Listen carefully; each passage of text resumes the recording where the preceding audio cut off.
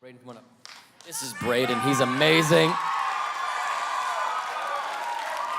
Braden's story's in my book because it's awesome. So listen to it. All right, so when I was 8 years old, I fell into addiction of pornography, and I got into it with another kid who was 7 years old at the time. And from that point on, I was addicted to that up till this most recent camp. And I had a lot of moments where it was kind of off and on. I'd get free from it, not completely free, but I'd be like, oh, it's been 2 months since I've done it, and I feel like I'm okay. And then I'd start kind of connecting with God more. The longest streak I had was 7 months without looking at it, and I was really on fire for God at that point. But I keep falling back into it over and over and over again, and it was always there, and I could feel that there was always something there that was just not leaving, and that's why I kept falling back into it. I always really wanted to get out of it, and I would try so hard. I would get prayer from people. I'd get prayer from my parents until I think I was 12 when I told my parents I got free from it, but I didn't. And so from that point on, I was just afraid to tell them that I was still looking at that, and afraid to tell anyone really. And so fear held me back so much, and it was building up inside of me to where I was just so afraid of anything. That fear that built up from this addiction to pornography spilt over into other things, to where I was afraid to do other things that connected to that, and I didn't realize that until I was free. I got free at this most recent camp when Abby Stumvel called up.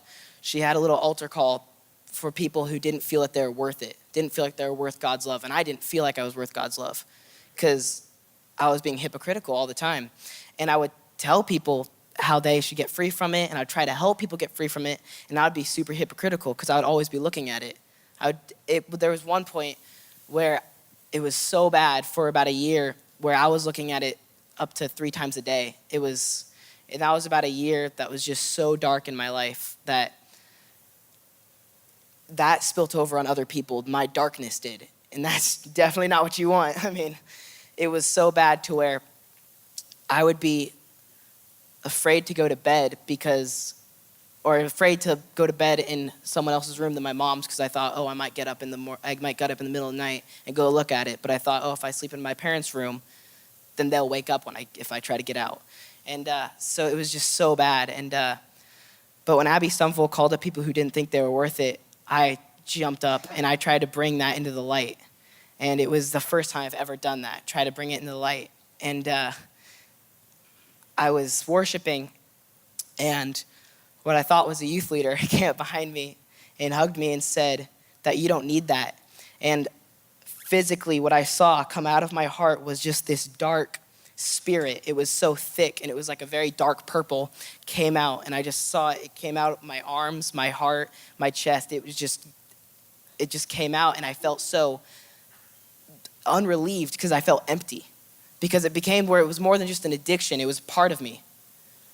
And when that left, I felt so empty and I felt physically lighter until that youth leader, or what I thought was a youth leader, just kind of squeezed me harder and said, I love you.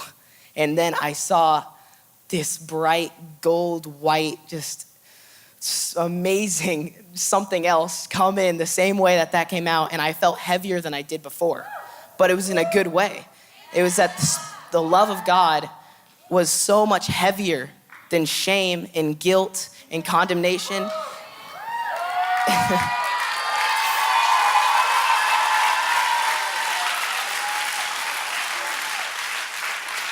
And from that point, I decided that I was just going to give my all to God. And I've freed a couple people, 2 people since that day from pornography.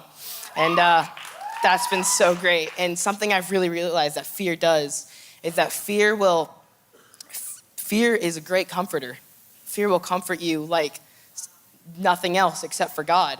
It'll tell you that, okay, if this is in the dark right now, I'll hug you, I'll keep you, and I'll keep you in the dark and keep you safe. Because if you don't tell your parents about this, if you don't tell your parents that you're doing drugs, if you don't tell your parents that you're looking at pornography, if you don't tell your parents that you're drinking yourself to sleep, well, then nothing bad can happen. You're not gonna get in trouble. You can stay with me and be safe.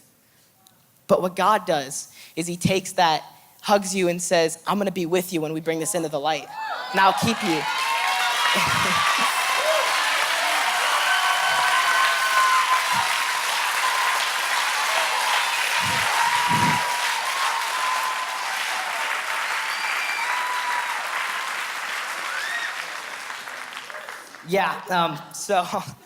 I almost went off track there a little bit, but after that came in, that light came in, I was just so amazed and I started to cry, and the youth leader was still hugging me, and I turned around, and as soon as I started to move, the hands came off of me, and I turned around, there was no one there. And and I just dropped to the ground and I started bawling, and I just felt so loved. And I just felt more loved than I ever have before.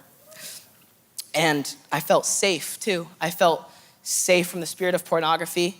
I felt safe from fear.